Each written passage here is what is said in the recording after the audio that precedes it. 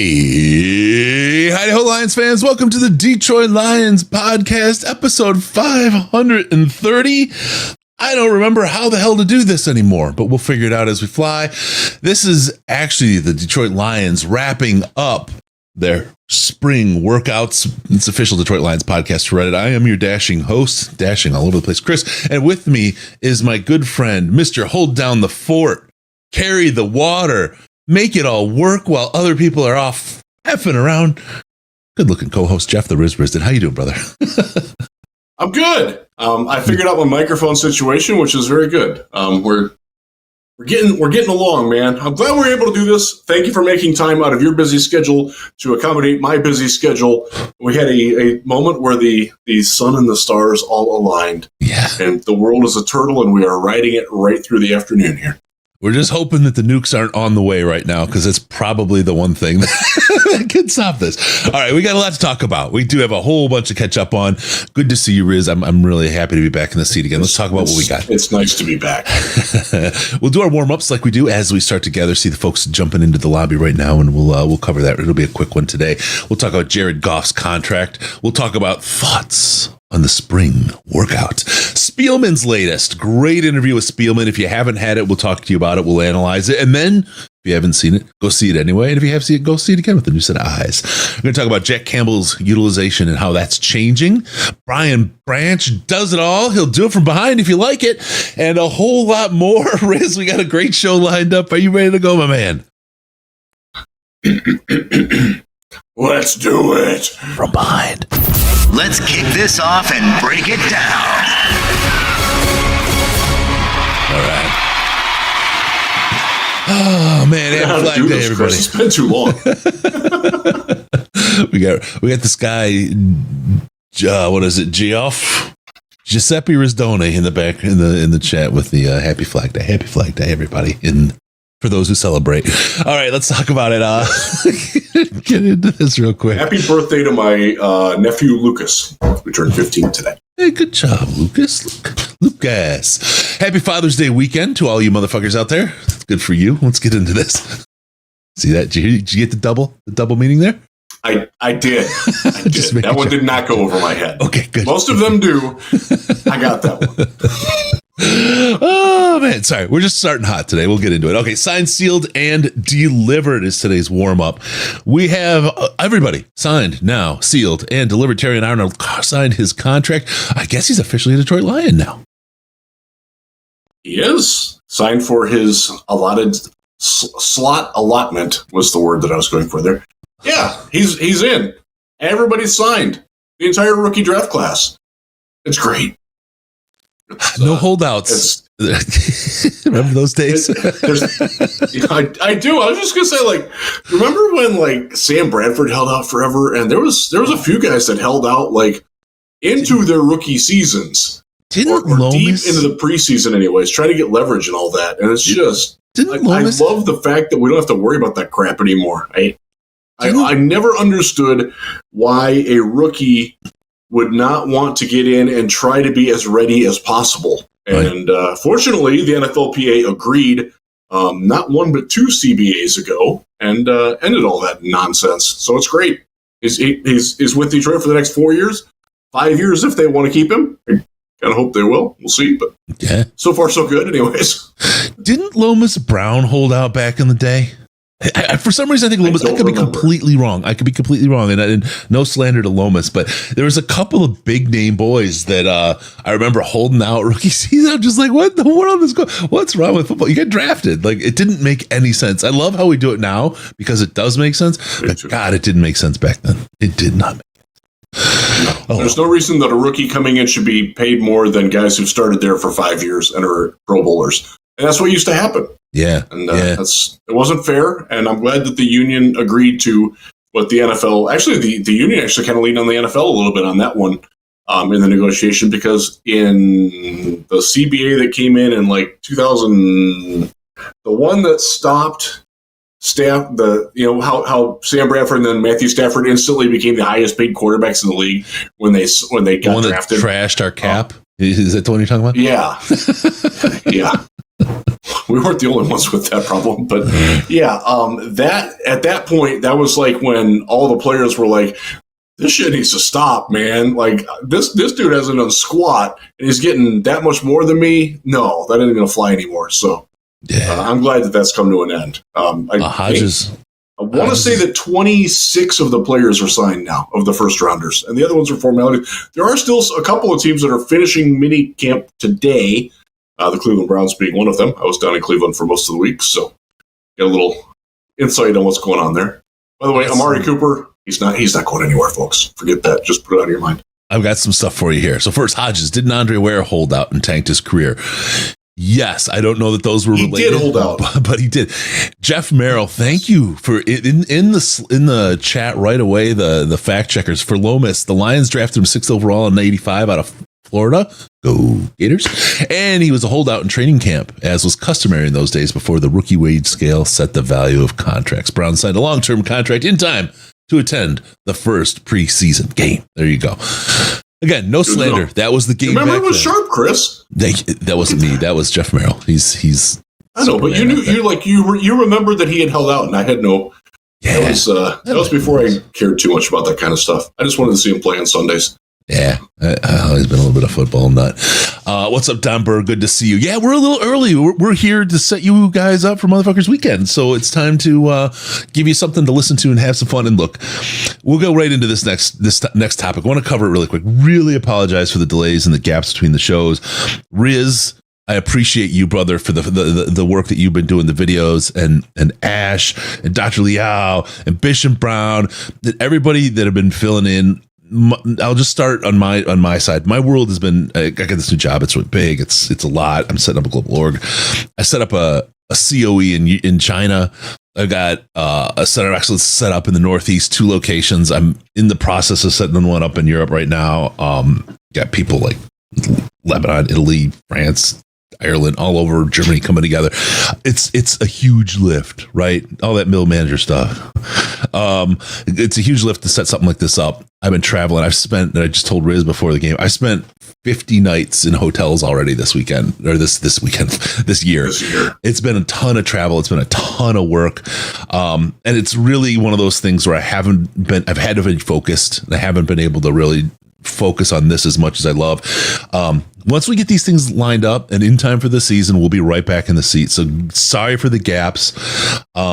It's a big apology. My parents were both sick. They're both in the hospital, which kind of leads to what happened to you, Riz, because I was juggling all those things. And then we were going to go earlier this week, and you had a little bit of a scare there, bro. Yeah, my dad has had some ongoing issues with surgical infection, and it resulted, unfortunately, in him having his left leg amputated below the knee. That happened Saturday. So I was down in Cleveland with him in the Cleveland Clinic. He's doing very well. He's actually doing better than he has in some time, but it's a little bit of a shocker. A little bit tough to deal with a cantankerous, feisty old man who can't. I know that story. One of the first things that he said was, "When I get my leg, I'm going to shove it up your ass." So thanks, Dad. And then my mom also had a health scare while my dad was in the hospital. So it's been a rough time on the family front. Fortunately, everybody is doing really well now. Yep.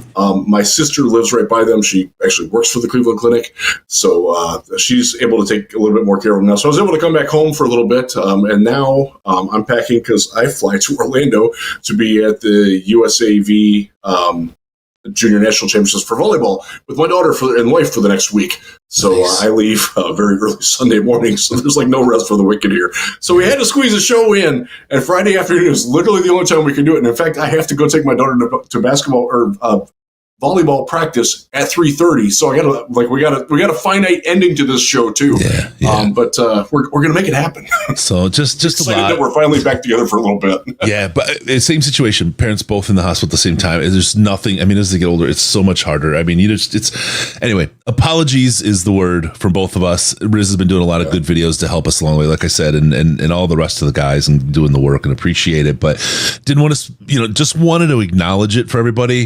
It's it's a show about football. We don't want to talk too much about the whole personal thing. I know some folks get themselves wrapped up in it, but I just want to get the apologies out there and let folks know it's not for a lack of caring or a lack of trying. I mean, we're literally right now, as we record, 7 days away from being 10 years into this. It's do something for 10 years without missing a little bit of time along the way. And you will get my congratulations, because it's a lot to do. And especially if it's a labor of love, you know what I mean? It's just one of those things. So thank you all for sticking it out with us and staying with us and listening to our little kind of explanation and apology here. We're done. Yes. We'll talk football. Thank you. I appreciate the kind thoughts from the folks in the Slack. I let them know a little bit of why I wasn't doing things. I was actually somewhat grateful that the Lions had Monday canceled, because I couldn't have been there. Anyways, it worked out for the best. It didn't sound like hardly anybody was there on Tuesday, players or media. So yeah. We get the media combine in training camp, which starts in 6 weeks. Yeah, a little over 6 weeks. Jeff is out here doing the math for us again. Thank you. Yeah, 50 out of 166. It's almost a third. It's been bananas, man. It's been bananas. Plus the time in planes, getting your body rattled around. I used to love flying a lot more than I do today. Oh, one last announcement. We will be doing the training camp party this year. It's coming. We'll have dates for you for sure. The next time we talk, we might actually have dates after the show today, because we haven't worked out yet, and I forgot to talk to Riz beforehand. But I know nothing about this. So. We will have a training camp party. I may or may not be there, depending on the Lions' schedule, because they are their first preseason week. I will be in New York with the team while they're doing joint practices with the Giants, and then also for that preseason game. So I won't be local for that, and then I don't know what's going on after that. I will likely be there, Riz. Let's see if we can connect. Oh, cool. But I'm leaving right from there for Vegas.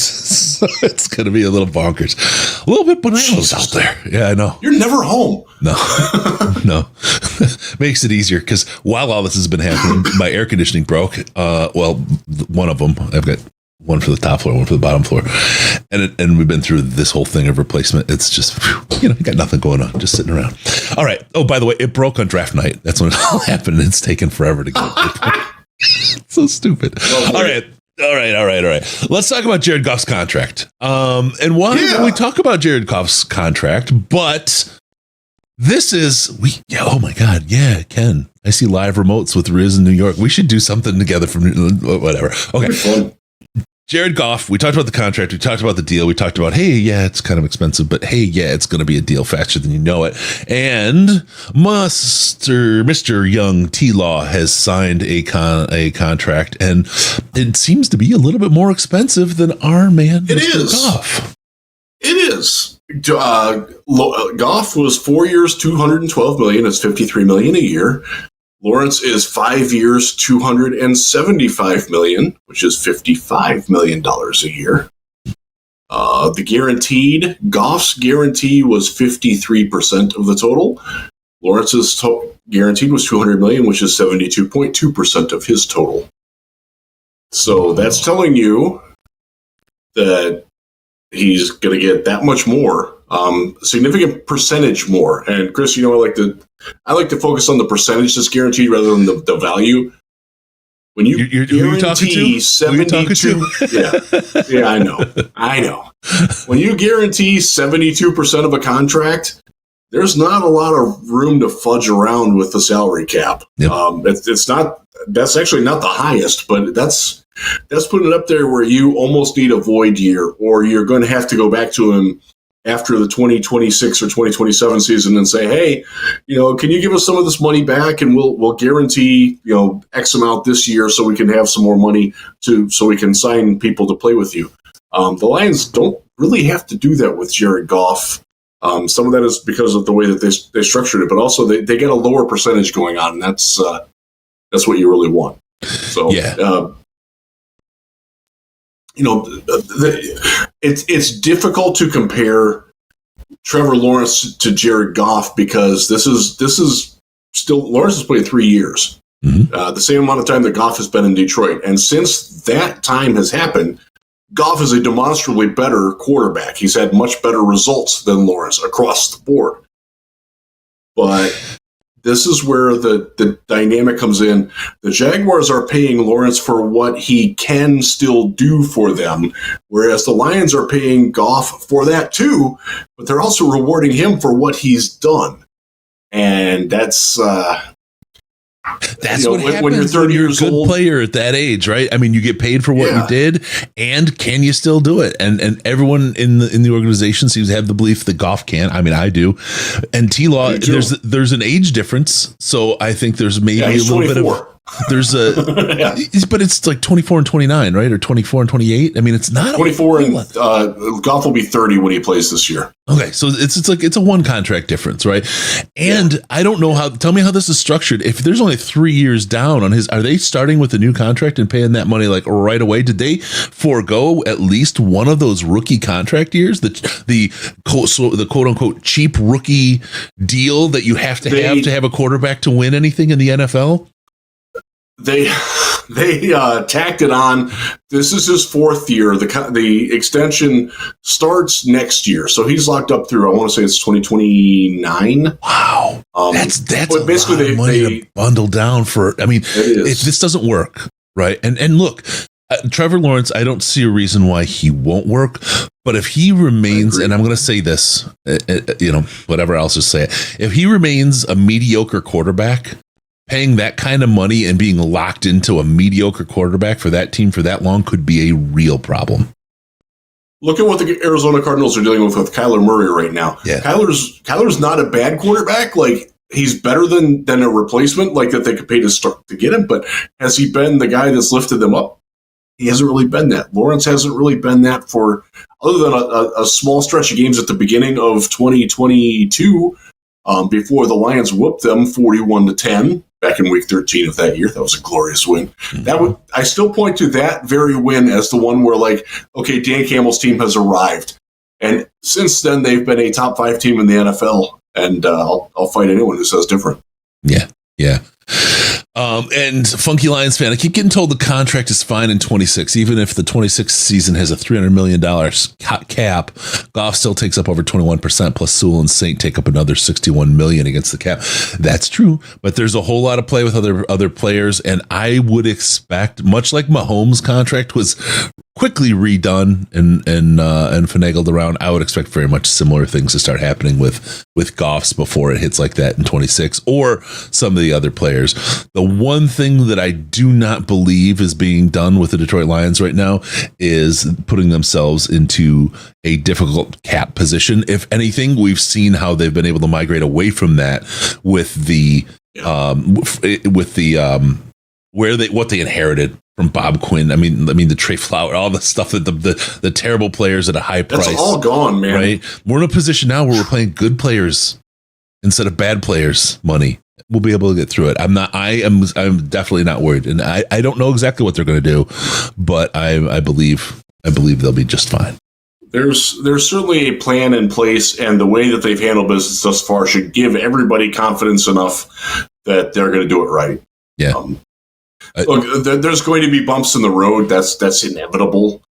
But I don't think they're going to be of the paralyzing Trey Flowers kind. Yeah. Where you're paying a guy who's, and I don't want to diss Trey Flowers too much, because when the regime change happened, he was a complete misfit, and he also happened to be very highly paid. And that's not his fault. Mm-hmm. Mm-hmm. But he was a player for an older team. He was a good. He was a good dude when he was here. Yeah. But he kind of, was a symbol of everything that was wrong with the Quinn Patricia era, and a lot of us took it out on him. He was a culture guy, right? He was a culture guy as much as a player, but he was a player for a culture and a team that was built 10 years before and a style 10 years before, unfortunately, right? And they got what they wanted out of him. 25 years before. Probably. They got what they wanted out of him. It's just what they wanted wasn't the right thing for the team. I will give one Funky Lions fan credit. I'll go with him 100%. Going to be interesting to see what happens. Yeah, I don't know how they're going to do it, and I can't wait to see the next thing that this group of in the front office teaches me, because if there's anything I've learned from these folks just watching how they work. So we'll talk a little bit about that when we get. I will say one thing. That I know there's still some people that are like, why haven't they gotten Aleem done yet? Everything that we gathered, and I'm saying we collectively as the Lions media who was there for minicamp and OTAs, we all collectively believe they're done this offseason. That they're they might add someone from the outside yet. They have some money to play around if there's an injury or if somebody unexpectedly becomes available. They'll have some freedom to do that. But as far as like extensions, there was no, and we talked about that. Like, there's just nobody that they expect to have that done. And by the way, Aleem isn't pushing for it because I think he understands. Like, there's the reverse side of the dynamic. We paid Saint, we paid Sewell, we paid Goff before some other guys really got paid. And now Aleem is one of the players that's like, if I sign early, that means that dudes that aren't as good as me are going to get paid more than me because I signed early. And there's only so long you can keep that strategy going before the players like Aleem are like, you know what, I'm going to wait. I'm going to sit and I'm going to show what I can do on the field this year. I'm going to make a Pro Bowl this year. I'm going to approach double-digit sacks, and I'm going to force them to pay me that much more. And that's one of the reasons why the Lions have budgeted what they have. That's also one of the reasons why it's going to be a little bit harder to get those deals to get done, just because the players do learn these things. Yep. The agents learn these things. Yep. Don't hold that against the players because they got to get what they got to get, man. They got to get it while they can. I'd watch for someone to get signed the day after Motherfuckers Day on Monday. But we'll talk about that when that stuff happens. And then we may very well talk to that person in particular. We may talk to that person in particular as well. So that'd be interesting. Yeah. I have a pretty good idea. I know who you're talking about. It'll be interesting though, because I know that most of don't give it away. Most of the Lions staff will not be anywhere near Allen Park next week. Yeah. Okay. Thank you. It just didn't, because we don't know this. We don't know this. Getting dusty in here. Yeah. Okay. So there we go. We've got Jared Goff's contract already looking a little bit better. It's going to be fun. It's going to see what happens. But there is a really important point here that Mike Hodges makes, and this is something Lions fans are not used to, shouldn't have been used to, but are going to have to start getting used to. Hockenson and Jonah Jackson, letting them go. How important that was. Those salaries they didn't want to pay. And those are guys we like. Those are guys that we thought were in particular wonderful players. They're good players, man. But sometimes you have to let things like that go to make things work. Hawk got so much money too, right? I mean, we actually we played that one almost perfection in how we let him go. You know what I mean? I want to ask you really quick though, question on the line. I still haven't seen any pictures of Colby Sorsdahl, and I want to know, how does his body look after this strength and conditioning this year away? Has he bulked up, leaned out? What's he looking like comparatively year over year? There's not a lot of change from last year. He has less hair. He cut his hair. That's honestly about it. So he's probably lost a little bit of weight, a pound or two. So I think they're trying to keep him a little bit sprier because he's playing tackle more than he's playing guard these days.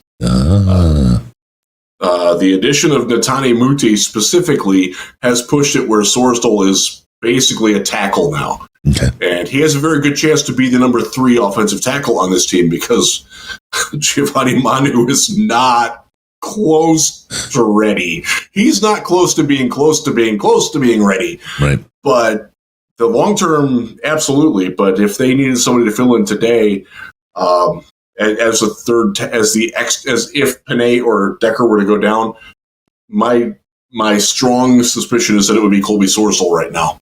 There we go. Subject to change, we'll see. But he did not play a lot of guard, and last year they were trying to bulk him up a little bit to get him into guard. So now he's trying to, he's actually in somewhat of a weight loss or leaning mode because you need to be a little bit leaner when you play on the outside. So we'll see with that. Rick says he cut his hair and kind of looks like Matthew Stafford's giant little brother now. I didn't realize it, but I kind of slyly segued us from Jared Goff into our spring workout thoughts segment here of the show. So there we go. We started with Colby. Let me ask you, what have we seen from the line so far? I'm interested in the O-line. They're not in pads. You know how I am, right? Well, Yeah. let me do this. Let me do this before we start talking about the spring workouts, because I've seen a whole lot of crazy takes that are getting picked up and making the rounds, and all the chatter going on about it. These guys are in shorts, okay?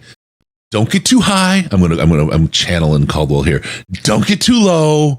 Don't tell me that my backup quarterback can't play.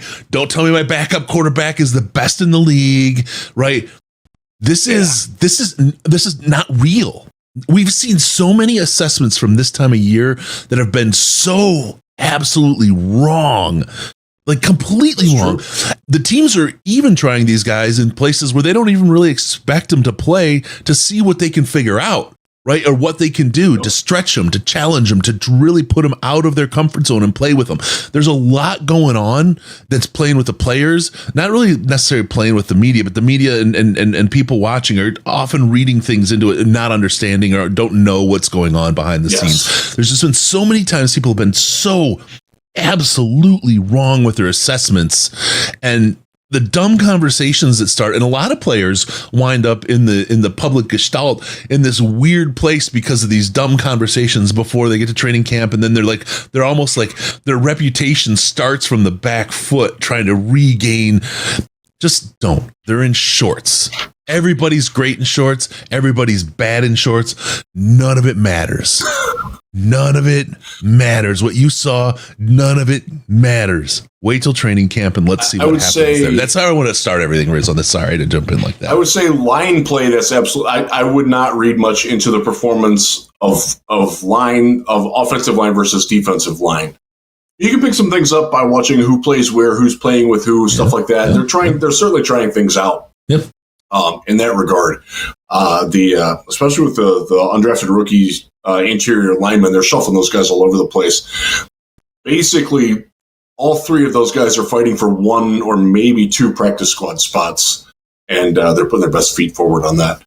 Yeah. But like we've watched Matthew Betts this spring, and like when he goes against, Decker hasn't really been in there. When he's gone against Panay, other than one time where he got Panay's inside shoulder, which is still his weakness, like he hasn't done anything against him. But they're not in full pads. When they're going in team drills, they're not even going at full speed on the lines. They're just sort of going through the motions. Like, okay, you might have beaten me, so I'm gonna hold you like this, so the play will stop, and they'll blow the whistle for a would-be sack. That happened a couple times actually. But like, it's tough when you're looking at guys like James Houston and Mitchell Agude, guys who win in very different ways. Like the way that Agude wins, he's a power to speed player. Well, he can't really do power, so it's tough. It's tough to evaluate how good he's doing. Although I will say, everything we've seen him do has been really impressive, and he is indeed repping ahead of James Houston right now. Now that could change in the summer. We'll see. But it could be a message to James Houston. It could be a thing where Houston is coming back from a little bit of a rehab, because the last day of OTAs before minicamp, he was working off to the side with trainers instead of doing that. So there's any number of different ways and that's why you don't want to read too much into it, because you don't know whether he was, whether it's the coaches sending him a message or whether it's the trainers limiting him. We don't know that. He will not talk to the media right now, so we don't have any way of getting that from him. Yep. But the Agude has looked very good legitimately, and that's something that you need to keep paying attention to. But as offensive line, Zeitler did one day, I think. I'm not even sure he participated. He was out there, but he wasn't even there. There was 3 days of minicamp. I was not there the first day. My son graduated high school that day. The second day and the third day I was there. He wasn't even. Sorry. Yes. But no, my son's very, very proud of him. How did you do emotionally? I was pretty good until I saw the pictures scrolling at the top with like the pictures of them as little kids. Yeah. And congratulations to you too, Dad, for getting them through there, man. It's anyway. Okay, go ahead. Sorry, it's something. But yeah, but I digress. But so we haven't really seen them do it. Ragnow did one day, but again, it's not full speed. So it's tough to tell the lines. Now, the receivers, the tight ends, the linebackers, although they can't tackle, all the pass coverage and passing game, catching, running routes and stuff like that and covering the routes, that stuff is very legit and very real, and you can take a lot from that.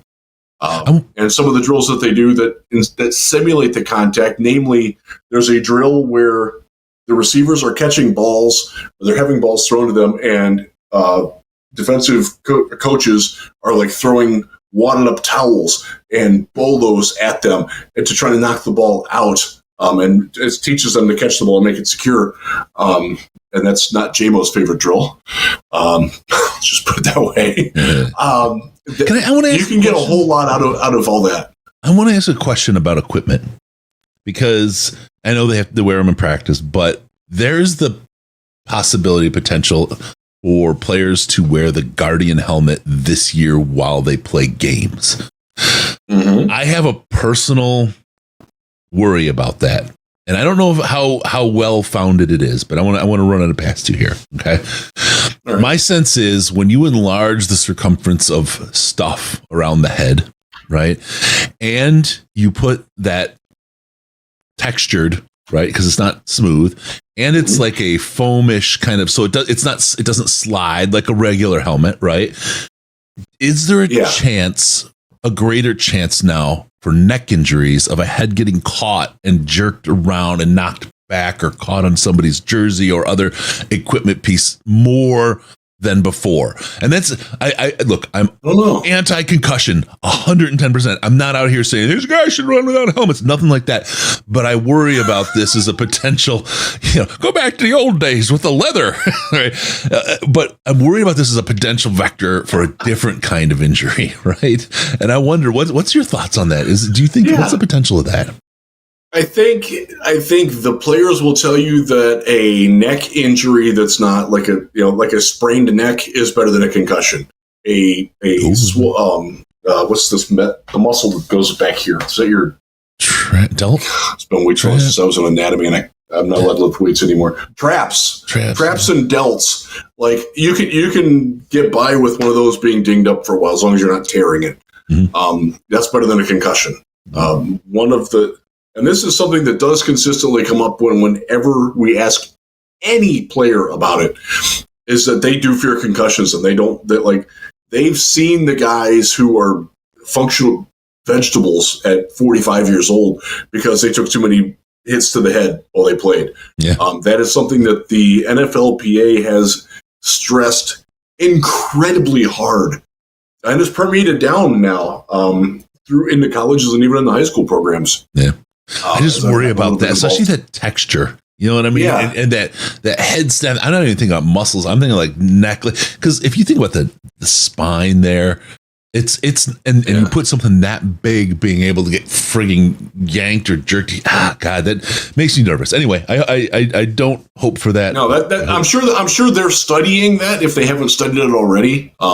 You can study it this year. With crash test dummies, but. Yeah, we'll see. I don't know. That's something that bears watching, because I want to say that they're going to be allowed to wear those in preseason for sure, if not the regular season. I wonder if that's going to become more prevalent, if that's a thing that a lot of players are going to gravitate towards. They did approve several new helmets this year, so we'll see. I don't know. I just want to say it's Jeff Merrill, GPT. Jeff Merrill, GPT. He's out there. Traps, splenius, capitis, splenius cervicus are the back of the neck muscles. My guy is just out here with a boom, boom. I used to know all that stuff, but since I had my heart surgery, I'm not allowed to lift weights, so I've forgotten all that crap. All right. I'm sorry. I didn't want to. So we talked about we talked about where you can tell a difference between a little bit of the specialist positions versus the line positions. For sure. Talked about the helmet. We talked about it's shorts. Don't take too much away. Now, what should we take away, Riz? So there's a lot of positives. I think I've seen certainly positives from Jameson Williams. His ability to consistently roast anybody over the top. He's been really good. Doris Fountain has stepped up. He is probably the number 2 slot receiver on the team right now. He's a very different type of slot. He's 6'2", 215 pounds. Yeah. He's your heavy slot.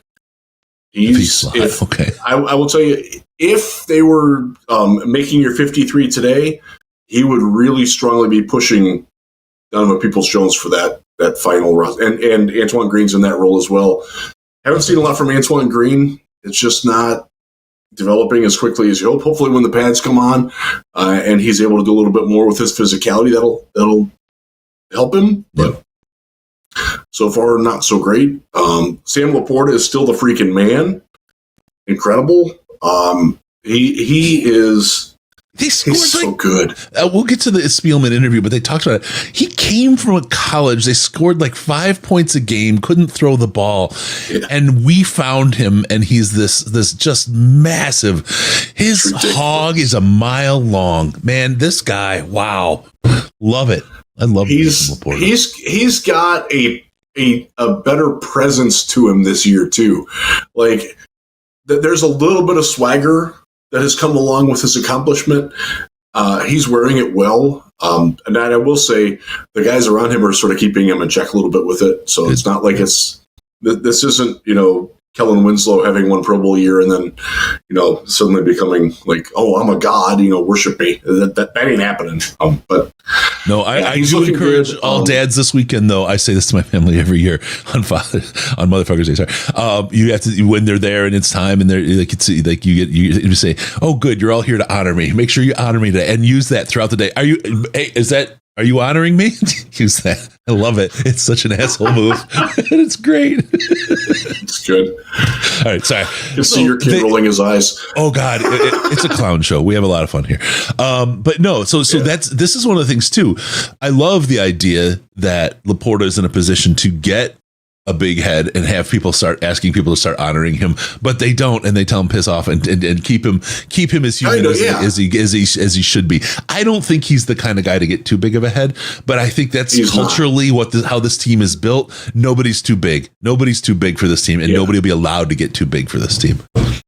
I agree 100% with that.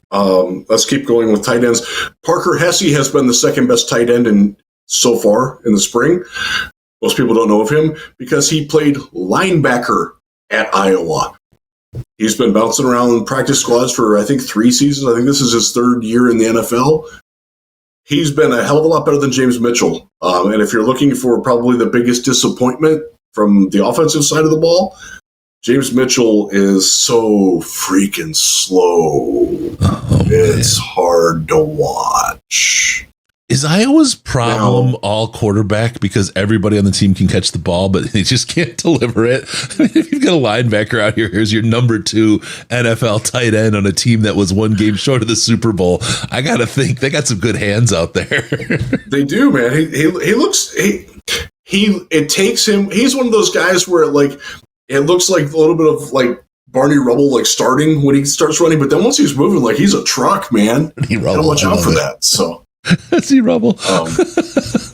So that was a surprise, but it comes at the expense of James Mitchell probably having the worst hands and being really, really slow to do everything. It's been a hard watch, honestly.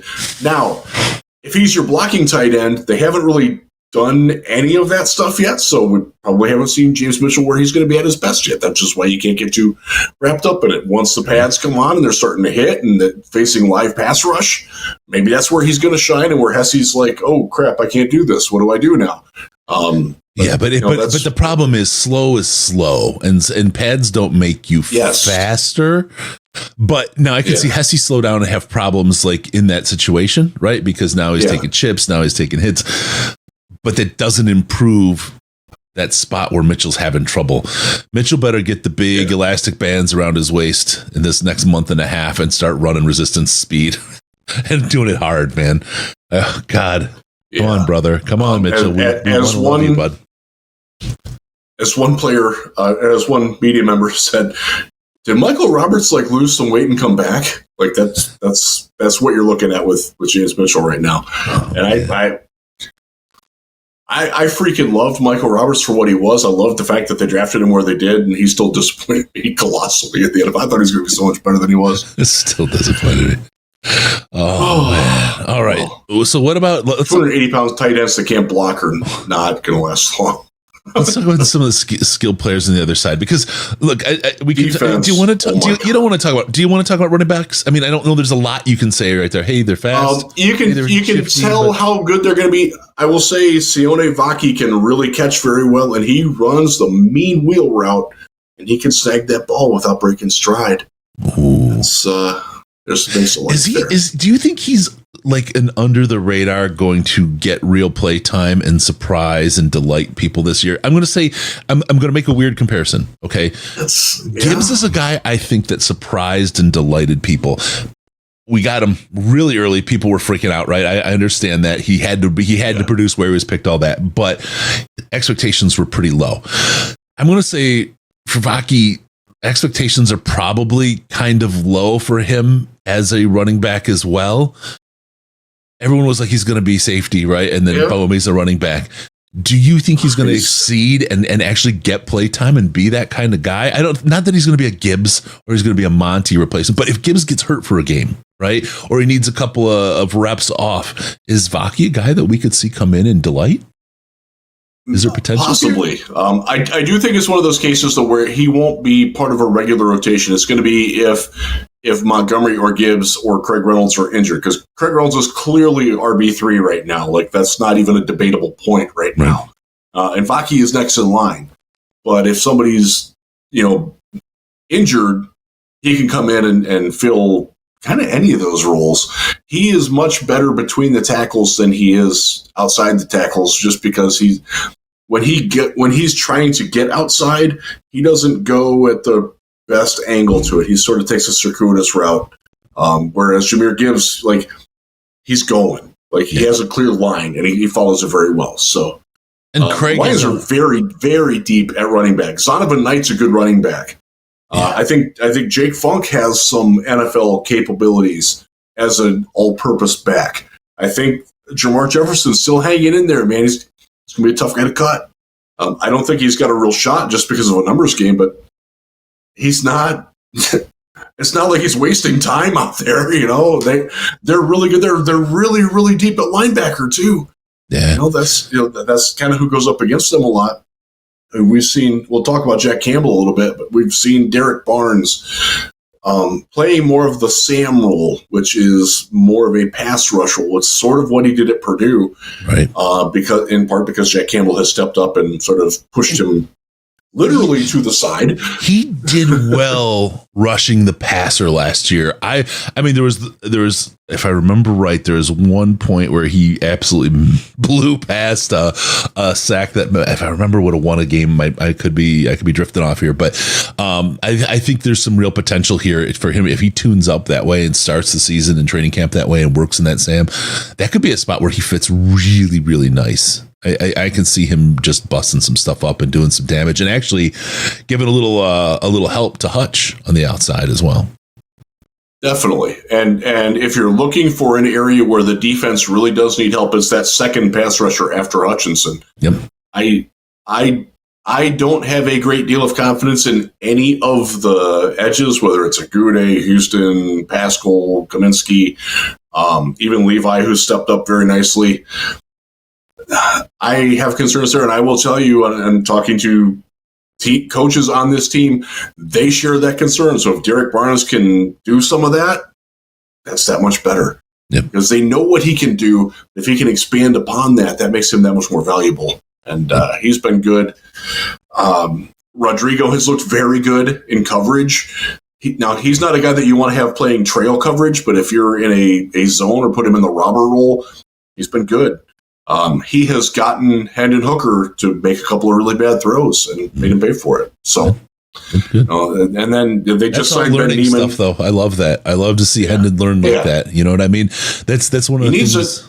Yeah, he definitely needs it. But that's one of the things. Like, he hasn't played against competition really in a year. No, right? He hasn't. And the fact that he's still stepping into the NFL from college.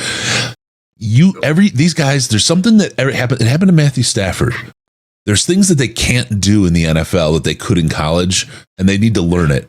And right now is when the hardest of the lessons are happening for a guy like Hendon. I love it. I'm super excited. I don't care what anyone says. I am really excited to see Hendon in the preseason, because that's going to be training camp behind him. That's going to be this behind him, and he's going to have right now. As they've wrapped things up, his brain is going 100 miles a minute with every second of what he saw, and he is processing and thinking and learning and studying, and he's going to be that much better in July. And 3 weeks in, when they're in New York and we see him probably start the game, I'm excited. I'm excited to see this kid's journey, because he's a smart guy, very, very talented. Yeah.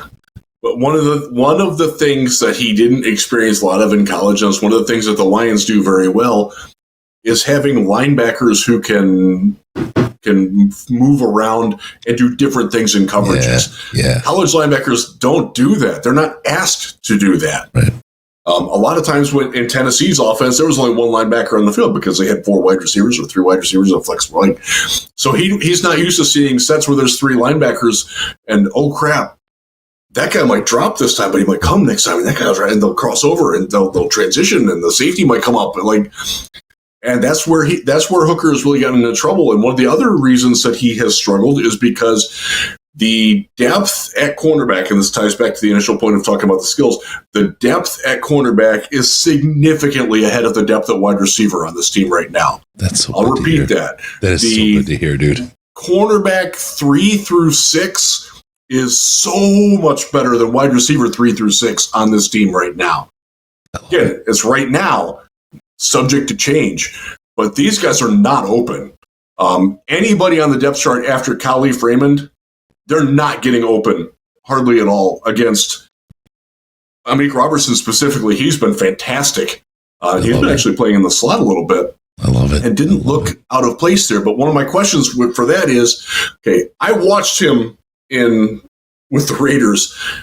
He can't play the slot at the NFL level. It was bad. So my brain goes to, does he look good in the slot because these receivers, Tom Kennedy, Maurice Alexander, Doris Fountain when he's in there, Donovan Peoples-Jones when he's in there, these are not good slot receivers that he's going against when he's going in there. So does that make him look that much better, and does it create a sense of false confidence? This is what happened with Amani Oruwariye back in camp a few years ago.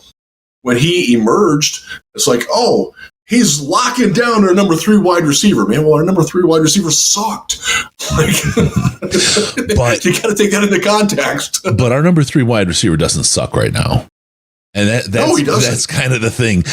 What I love hearing, because let's be honest, if last year's team, our secondary, was doing what it's doing right now and carried that into the season, we're in the Super Bowl likely. I mean, very, very, very much so, right? I mean, that depth and that strength of position there, completely different team. And this team really seems to, Brad Holmes seems to have addressed an absolute area of need, again, masterfully, without, mortgaging the future and going devoid of other talent, has solidified us at these positions. Guy's incredible. So the last thing on Hooker, Carlton Davis is legit. Ennis Rakestraw can definitely press. We haven't seen him do a lot other than that, but he freaking erases people with his press at the line. Yep. He does not let them get clean releases, and he's got enough lateral agility and mobility with his hips, even coming off of the core muscle surgery.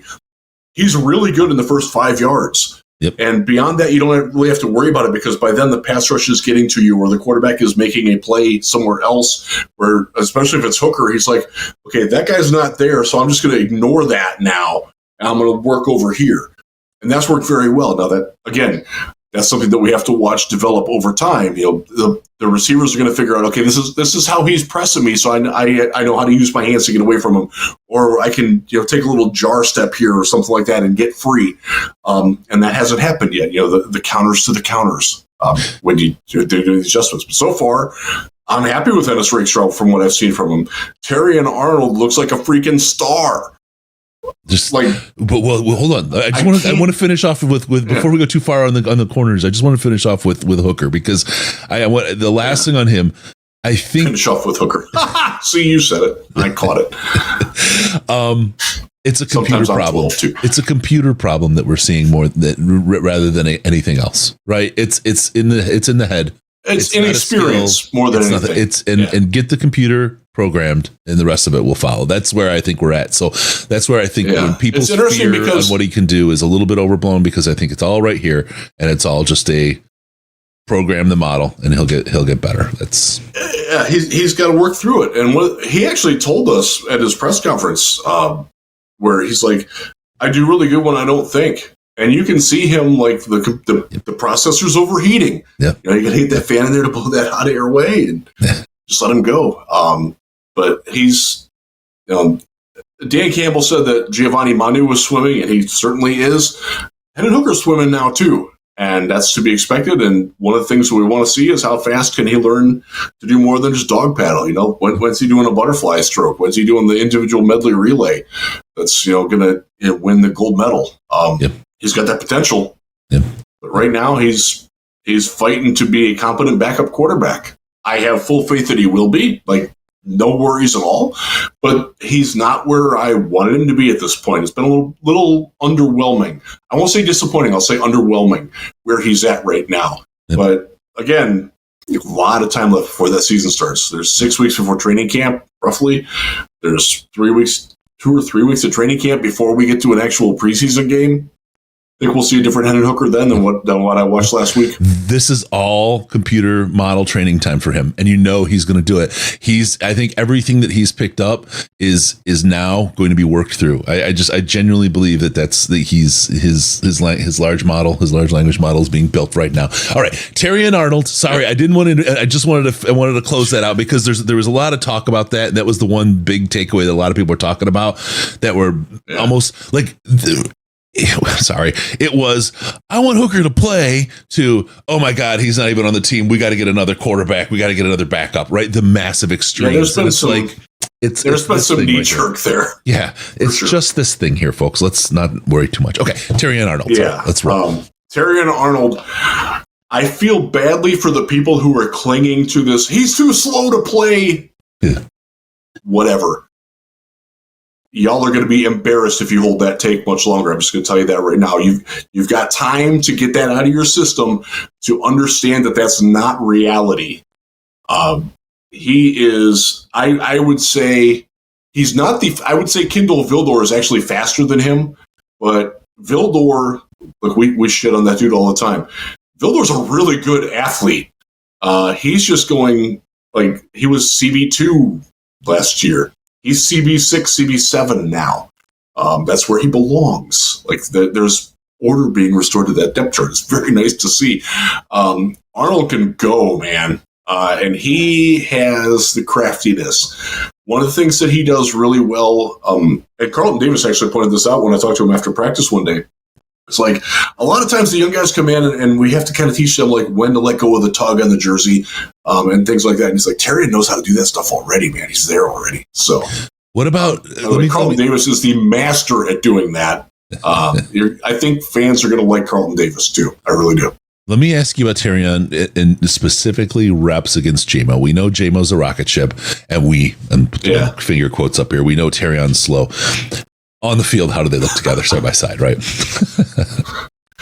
They don't I'm putting these extremes against each other to kind of. I think so one of the things that happens when JMO goes long, he's not going straight down the sideline very often. He did in one, and the Lions actually released a video of it where he made a very good over-the-shoulder contested catch against Carlton Davis on a throw from Goff that hung up there a little bit. You don't see a lot of that. What JMO does, he's running posts and corners and slants. And what they're doing is he's forcing the transition between the cornerback and the safety. And if you want to get me concerned, get me starting to talk about the safety depth, specifically going deep down the field, because it's rotten right now. Now, nobody can run with JMO down there, but these guys aren't running with DPJ. They're not running with Raymond. They're not running with anybody. Whether it's Brandon Joseph just being a little bit slow or iffy, just not realizing, oh crap, he's past me. I should probably be covering that guy. That there's a lot of that going on, and the depth behind those guys is. Morris Norris has a chance as a developmental guy. He belongs on the practice squad this year, but he's not ready. He's converting from cornerback at Fresno State. Like they could really use speed. Coverage speed at safety. We'll put it right there. The number one biggest weakness on this team right now is coverage speed at the safety position. But, gotta add the but, Brian Branch and Kirby Joseph aren't playing yet. There you go. And that changes things because that means that guys who are first team now are second or third team when they come back. Yep. And that makes a big difference. Yeah. All right. Woo. Okay, so we've been through some of the skill positions. Is there anything else from the spring workouts? Any other takeaways we want to hit on here? We have two good kickers. I'm tired of people crapping on the kicking nonstop. And every time that I try to point out that Michael Badgley made 8 in a row from beyond 50 yards in one practice outdoors with the wind kind of going across, and people are like, oh, yeah, let's see him do it in a game. Well, he hit a 54-yarder in San Francisco. It's the longest field goal in postseason Lions history. It was good, clearly good. I think people need to understand to separate the fact that Dan Campbell doesn't like kicking field goals. It's independent of his confidence in his kickers or not. He could have Justin Tucker back there. He's not kicking those field goals, folks. And by the way, we like that about Dan Campbell. He's playing for the 7 instead of the 3. That's what you're supposed to do. That's what analytics tell you to do. Dan, believe it or not, we know this because we're intelligent Lions fans. He loves analytics. He leans on them. He understands them and understands how to implement them into games. And one of the areas where he takes an advantage is he understands that going for the first down or going for the touchdown in the long run is better than going and settling for the field goal that's only a 70 to 80% chance of happening. In part, and some of that, and this is where the psychological part comes in, it's telling your defense that I trust you that if we don't make this, you can get the ball back for me and you're going to be able to get a stop. And that does lift the defense. We've talked to defensive players about this. I've talked to defensive players about it. I know Justin Rogers and Dave Burkett have talked about this with them. I know people in several people in the Texans defense talked about this back in the day when that defense was really good. Like, we want that offense to go for it because they have the faith in us that we're going to get that stop. That does mean something to the defense. Don't shit on that concept. That's very real. And so you got to separate the fact that Dan Campbell's aversion to kicking doesn't have anything to do with his kicker. Well, it's about kicking. True. But when his kicker is kicking, he needs to make it wherever he's being told to kick it from, right? And there's sometimes absolutely. when you're at the 45-yard line, I don't know, the 40-yard line, and there's 1 second on the clock and you can tie and go into overtime, that's when you need a kicker that can kick that, right? Let me ask you, do we have any kickers right now that could play for the Michigan Panthers? Oh, absolutely. Okay. James Turner has a bigger leg than Jake Bates does. There you go. Okay. We watched him kick a 66-yard field goal that was well good. It landed well beyond the thing. Now, he's got a little bit of control issues on it. He's got to, you got to straighten that driver out sometimes. And I would say that Badgley is more of a 3-wood. He gets it up a little bit higher and sacrifices a little bit of distance for that. But he's a little bit more. He's a loft wedge. He's got leg, man. Turner certainly has a bigger leg. Yeah. But I know there's a lot of excitement over Jake Bates, and that might be very well founded. But from what I've seen this spring, he's not better than either of the kickers that we've got. But if they want to give him a shot at trying out to see if he is, let's do it, baby. Let's roll. Let's see who wins the competition. Yeah. It'll be fun to watch that play out, because Badgley has indeed, as Dave Phipp told us directly, because we asked him about it, he has indeed improved his range. Yep. And that's something that I think we all wanted to see. Now, does that mean that Dan's going to use it? in situations other than what you talked about, where no, it's the last play of a game and you got to have a kick? He wants 100%. I don't think so, but when he kicks, though, when he kicks, he wants to make the kick. When he decides he wants to kick, he wants to make the kick. When he decides to go for it, he wants to go for it. That's that. It doesn't matter. This is where I think the gap is on this. His philosophy won't change, but he expects execution on the choice that he makes. And that's where I think some of the knock on Badgley was, because there was some really just woof, right? Kind of, and the decision was not executed upon. And I think that's where, like, people talk about the distance and the leg on it. I'm not.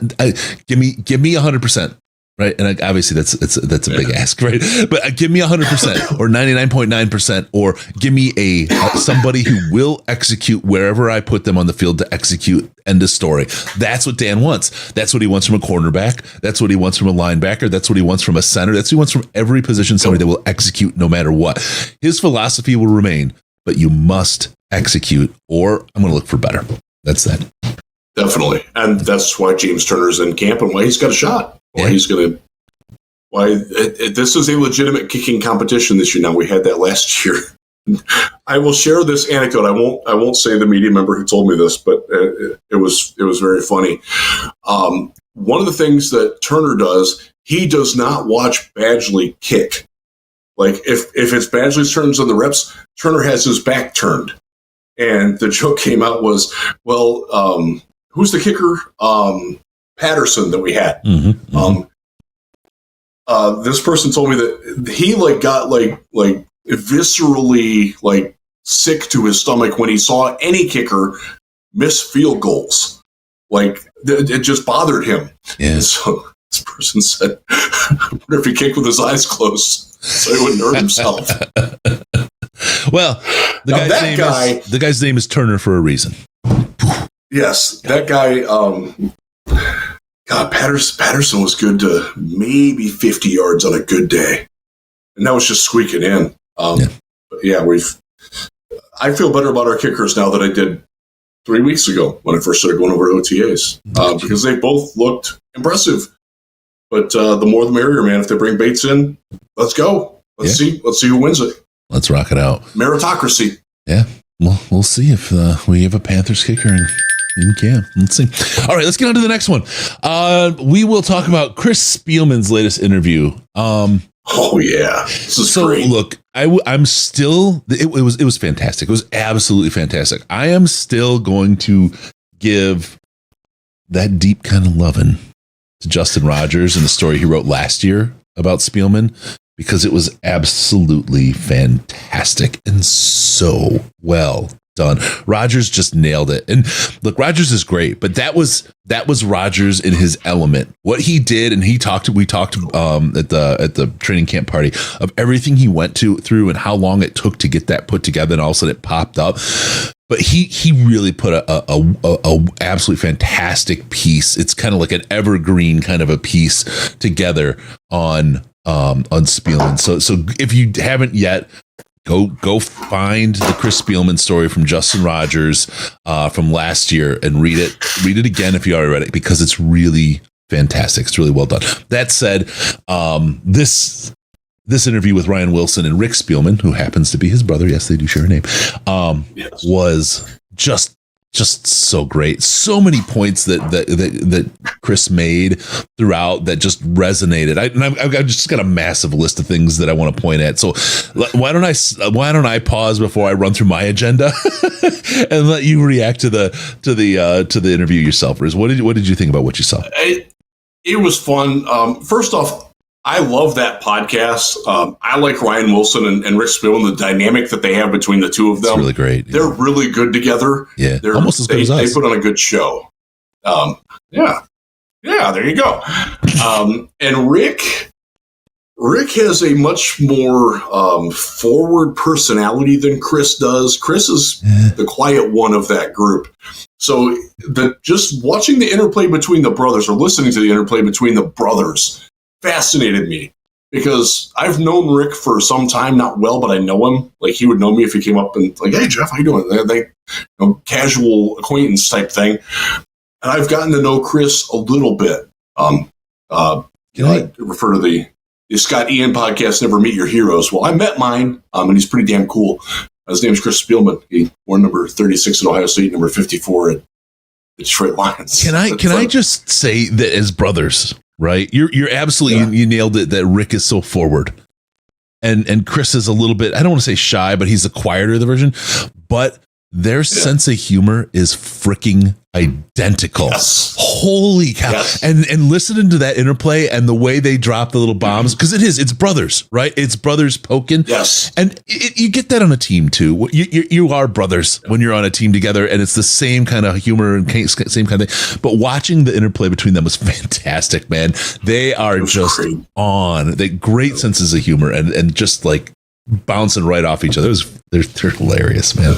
And I'll give Ryan Wilson a lot of credit for understanding to stay in the background on that and let them go. And then I'll turn it over to you to go over your thoughts on what Chris said. I will pile on your praise of Ryan Wilson as well, because there's been some tough things in Chris Spielman's life. We know about him. And the thing that he didn't do is the thing that I think was of all the great things was the best part of that interview. He didn't pull it out of him. He wasn't the Barbara Walters. She always tried to make the guest cry, right? Yeah. She tried to pull that out of him. And it's just such a manufactured, and Barbara Walters was fine at what she did, whatever. But it's such a manufactured trope now in interviews to try to get them. And now you got them off their game a little. Now you can get that exit. It's bullshit. And he didn't pull that. He actually alluded to it and said, go look there if you want to learn more about it, because he's brought tears to my eyes. And then he moved on. It was really, really well done. Classy as hell. Major kudos to Ryan Wilson there. And again, the interplay between Chris and Rick is fantastic. The three of them together, I think the three of them could do such a fantastic show, like on the regs, even if Chris wasn't with the Lions, which I'm not asking for, please. But that would be something. It'd be must watch, much listen, quality content. So a couple of things that came up throughout this interview that I thought that was fantastic. First off, this isn't talked about enough, I think, but Spielman was hired before Holmes, and he was asked about being the GM before Holmes and anybody else was on the docket here. And this is something I will allude to Ben Johnson, because we've talked about this, right? He said, I'm not qualified. He had the internal voice and understanding. And if you want to talk about being self-aware, nobody realizes how difficult self-evaluation is and self-awareness is, and how important it is to get external feedback about how you're doing, not to let it ruin your confidence or whatever, but to understand the reality of not only what you're doing well and doing bad, but your effect on others, right? He understood, and he said straight up, I'm not qualified. I have a feeling if Chris Spielman would have said, yes, I'd love it, he would be the Lions GM today, and then we wouldn't even have interviewed Brad Absolutely. Holmes.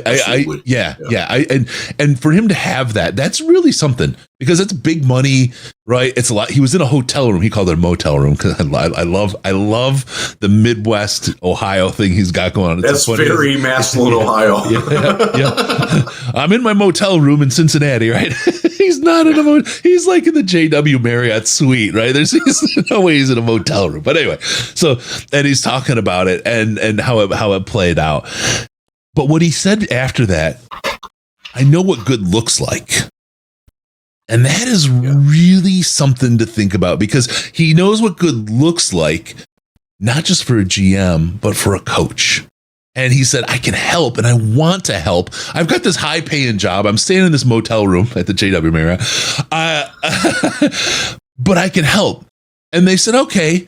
And they found something for him, kind of temporary, to help him out, and then created a job for him in the long term. Rod Wood was going to reach out to him. Really, really fantastic to see how that self-awareness and the willingness to still be a part of this family came. And he talked about his conversation with Sheila and how they were aligned and what it took and how they got him. Really, really interesting story about bringing him in and what it took to bring him in. Because as we've talked about, filling divots, he's the guy that does whatever on this team. probably overpaid for that job, but nothing's below him, right? He's there to serve and to do a great job. So really, really interesting. And to have that kind of mentality coming in, it says a lot about him and his character and who he is, number one. Another point that I have, Rick Spielman's wife, when they hired Campbell, they saw the press conference, and his wife turns to Rick and he says, "I think Spielman hired himself." And they asked about how similar they are, and it made Chris really uncomfortable because for a couple of reasons, right? I mean, I think it's because number one, there's the thing about bias that people have in hiring, and that, I want to hire someone just like me, whether it's they look like me, they think like me, whatever, because I'm always right. We have this kind of predilection to be, I've been successful, nobody's going to be successful unless they're like me, right? It's just kind of the way people kind of walk into these things. And it's funny, he was really uncomfortable with that concept, but he talked about then how he watched him on the sideline. I didn't watch Sean Payton. I knew who Sean Payton was. I didn't watch Drew Brees and who Drew Brees was, but I saw what this guy commanded and the love and the impact he had on the players around him, and made this mental note that he was going to be somebody special. This is something that he found somebody, because he knows what works, right? And the part that works, he talked about Campbell coming in and grabbing the coffee and just like, I want this job, right? And it was funny like how he talked about it, but it's that passion, that fire. Good to hear. He told a story about his daughter playing basketball, playing the hoops, and this was a fantastic story. And I gotta make sure I get this one into my son. She had a 1-1, and you steal them when you can, man. She made a 1-1 to win a game at the end, and came up to the crowd, found him, and said, "Hey, thanks for teaching me not to be afraid to be the reason we won or the reason we lost." And there's a confidence, that be not afraid mentality. Dan Campbell exudes the don't be afraid. Dan Campbell's made decisions that people beat him up for, and he hears crap about all the time, especially the first 2 years of this team, first year and a half of this team's kind of run. Oh, and you look at people that are supposedly experts today telling you that maybe Dan Campbell should be taking over play calling, shouldn't be doing this, and maybe he should change it. And the reality was, he wasn't afraid. And he did what he did, and he does what he does because he believes it, and it freaking works. And it's who Dan Campbell is. It's why they hired him. But he was not afraid to be the reason they won or the reason they lost, and so much so that even when it's somebody else's fault, he'll take the blame. He'll put it on his shoulders. And that's a mentality. And I think that's a mentality that when going back to Spielman, seeing Campbell, what he was, and Chris hired himself, I think he hired that part of that mentality that is in him, because he knows how important and how effective that is. Chris talks about not being afraid to tell the truth, and talking to Ben Johnson about what's working and what's not on the offense, right? He respects their authority. He'll tell Brad what he thinks, what he's doing right, what he's doing wrong, but he does it in a way where he respects their authority, and he's not afraid to have his opinion discarded, right? That's the thing. This is that, I'll throw the word out there, but this is leadership. This is servant leadership. This is somebody who we can have a conversation as professionals, and you've heard me. You've heard my opinion. You don't have to take it. I don't have the ego saying that you have to listen to me, but I'm being heard, and I'm going to make sure I'm heard, because I'm not afraid to be right. I'm not afraid to be wrong, but take what I have. And when we take the power of all of our minds and all of our ideas, and we are smart enough to find the best ones to put them together, that's what's going to make this work. And that's really, really important. And one of the things I think that even just kind of dives into that, he pulled out the defensive playbook. He's like, I'm memorizing it. He's not on the field. He's not calling plays, yet he's still memorizing the defensive playbook, because he is going to share his expertise in what's working and what's not. I have to ask Riz, and we don't know, and we'll never know, probably for at least for 20 years, how much of the defensive turnaround that we saw was partly because of his input into the defense last year. And you're right, we probably won't know for a while, because Aaron Glenn is not the type of person who's going to, first of all, he's not going to talk about it. He's not a guy who's going to assume all the credit on himself either. He's going to pass some of that on to his players. My players got better. I found a system that played to my players' strengths better, or we collectively found that. That's kind of the way he is too. Yeah. He fits very well in that. His commitment to being a leader is something that we you don't see anywhere else. The other thing he talked about is, and this is something with the Jahmyr Gibbs thing that we saw, and Laporta, his idea that he drafts a football player, not a position. And that's really fundamentally something, people, hey, positional value and all the, the goofy SpongeBob meme and all that. They don't care. They don't care. They're drafting the player, not the position. And then, and this is hit the little little jingle from the stuff that we talk about before, because you have these college football players today, they pay me, they're not going to pay me not to play, right? In college with the NFI, or NFL, whatever, NFI, you are going to play. If you're getting paid, you're going to play. That's that. End of story. Brad and Dan also not afraid, and they're not afraid to sit someone. They just don't care. And those are the words that Chris used. They don't care. And I'm going to allude back for those that were in the Slack a while ago and didn't like it when I was talking about JMO and what was going on last year. They don't care. It's not bad leadership. They will just put the best players on the field, no matter who you are, where you're drafted, how ready you are, or if you're not, you're going to sit. And when you sit, you sit. Sorry. When you prove that you're ready to play, you'll be on the field. They don't care how much they paid you. I'm going to tell you right now, if Hendon Hooker was a better player and showed out that he was better than Jared Goff, he would be on the field and Jared Goff wouldn't. And I know it sounds crazy. I know it sounds crazy, but he would, because they want the best players on the field no matter what they pay. They'll work the cap and make sure they're inside the cap. But between that, wherever the talent lies, that's what's on the field. End of story. End of story, man. And they also know that's what makes them a destination for players that are ready to prove themselves, that are ready to be the best that they can be, and to know that players will work hard, because they won't be on the field if they're not working hard and not proving it. So that's something. And that weeds out a lot of players that a lot of guys talk about in the offseason. Oh, we should go get this guy. We should go get Xavier Howard. No, you shouldn't. He's a piece of shit. Yeah. Read what he did to his girlfriend. They don't need that kind of guy here. They're going to be picky on that. And I love the fact that they're selective on who can be a Detroit Lion, on who's cut from that same cloth. They have a very good sense of that. I have a great appreciation for that. Now, they'll bring in guys that might not be from the same cloth, but like they're on the next patch over. Mm-hmm. Marcus Davenport's a great example of that. They're giving a guy who has a lot of talent, who was once a first-round pick, a chance to get his career back in order, because they believe in the player, and if he shows enough, he knows he'll get a shot at playing a lot. If he doesn't show anything, he'll be gone. Yep. And he'll accept that. He knows that coming in now. In past times, and I think even honestly in Dan's first year, because they just didn't have the talent to do that, this is an unusual situation for this team to be in. That there's going to be a couple players that probably were like, oh my God, they cut that guy. Like, I'm not sold that John Kaminsky is going to make this 53-man team. And he's a guy that a couple of years ago came in and was a godsend, because he'd kind of been a misfit in Atlanta, and he figured out where he fit and was very good at it. Yep. But now he's not grown beyond that initial player. And had some injury issues that have played into that too. And they brought in people that do the same thing that might be able to do a little bit better than him.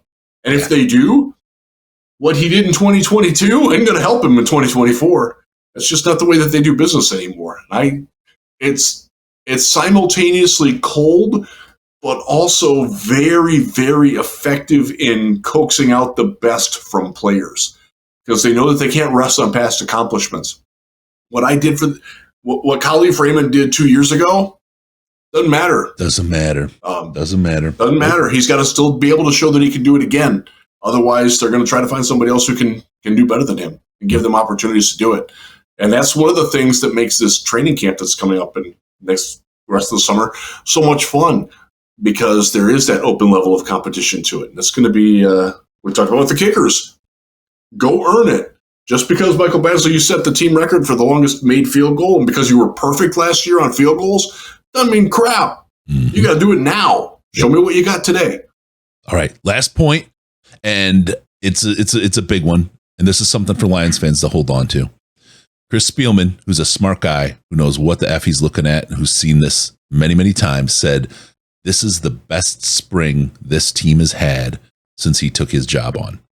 And that's huge because he talked about them being UFL players the first year. He knows what he's looking at. He's really excited about this team, and this is the very best spring this team has had since he started with this. This bodes well for this team.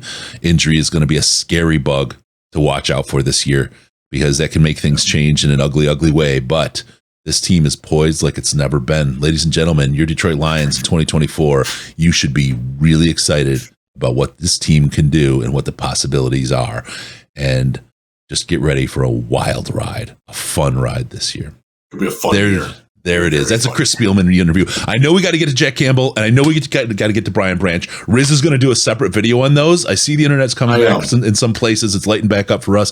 But we've got to finish out because Riz has other things he has to do. So we'll get a video. I have prior commitments. I will record that before I go to Florida. I leave Sunday morning. I will try to do it. It's Friday afternoon. I'll try to do it tomorrow at some point during the day. Awesome. It's supposed to rain here, so I'll probably try to get that done then. Nice. All right, so there you go. We're back together. Of course, something happens because it's finally back together. You'll see more of us. Riz has got some stuff, but we got some coverage. Watch for some player interactions as well in this little kind of quiet season. We've got a couple things on tap, and more than just that, it'll be good to watch. So join us and keep your eye open. We're not giving up. We're here. Year 10 in 7 days. We start the longest running Detroit Lions podcast in existence. All right, remember, don't forget about us on Patreon, patreon.com/Detroit Lions podcast. All you folks that subscribe to us there and help us out there, we appreciate you. If you give $5 or more a month, you get access to the Slack chat, which is the most intelligent Lions chat on the internet. All the guys are there. Riz, Ash, Bish Brown, me, Dr. Liao, all of us are there. You can get to interact, have fun, talk to us there. We're also putting together, I've been coding this. I've probably got about 20 hours in it in my quote unquote downtime while I'm traveling, putting it together so that folks that donate $10 or more a month will have an ad-free feed. It's not up yet. As soon as it's up, we'll let you know. Also, there is a training camp party coming and fantasy football coming, so keep tuned for that. We'll have those things open up for sign up soon. Follow us on Twitter at DET Lions Podcast, DET Lions Podcast, and at Jeff Risden. Best place to see us hanging out pants free. And, who wouldn't want to see that? Be sure to go to DetroitLionsPodcast.com. Subscribe to the podcast, because what happens, Jeff, when they do that? I get to come into your ear holes automatically. Yeah. Quid douche. Thank you for tuning in. We're going to see you next time on the Detroit Lions Podcast. Remember, Happy Father's Day, guys. No toasters, no hot tubs, no baby mamas, because we're your Detroit Lions and Reddit Connection. Happy Motherfuckers Day.